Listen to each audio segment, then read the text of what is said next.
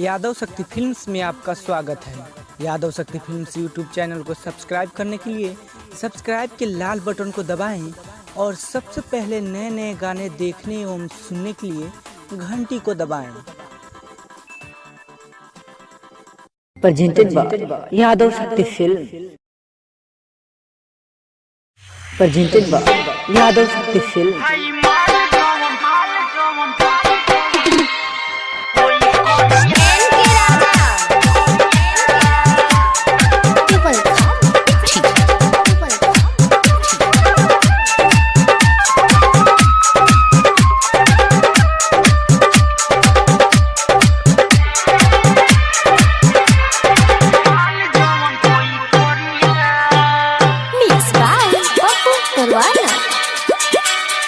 जवन देखे में होइया अच्छा हो ओकर करी हो जनी पाछा हो छुअब तो दिहे 100,000 गरिया भाई माल जवन होई करिया सुनो ओकरे बचल होई खरिया भाई माल जवन होई करिया सुनो ओकरे बचल होई खरिया भाई माल जवन होई करिया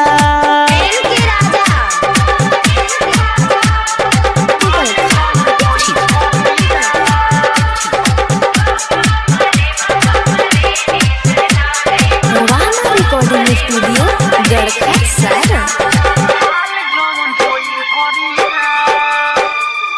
टाइट फिटिंग मिली बॉडी कहीं से ना होई झूलल लेकिन ओके केहू होई नहरिया में ढूलल टाइट फिटिंग मिली बॉडी कहीं से ना होई झूलल लेकिन ओके केहू होई नहरिया में ढूलल प्यार के गजबे मिली सवाद जीवन भर तहारा रही होया जदी दिल से तू देखब तो लागी परिया भाई माल जवन होई करिया सुनो बचल होइयो करे थरिया भाई माल जवन होई करिया सुनो बचल होइयो करे थरिया भाई माल जवन होई करिया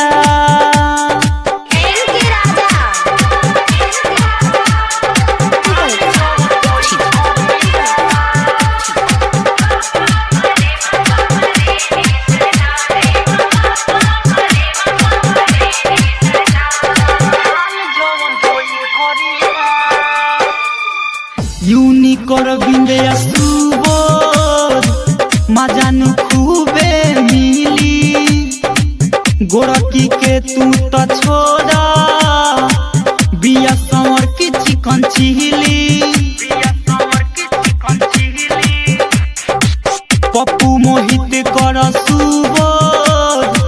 मजानु खूबे मिली गोरकी के तू छोड़ा बिया संवर के चिकन चिली जोबन पए कनिक जिंस के झाल कमर पर लाग जाई बाज के नहाल नाही मेकअप ना पैसा ना मांगी सरिया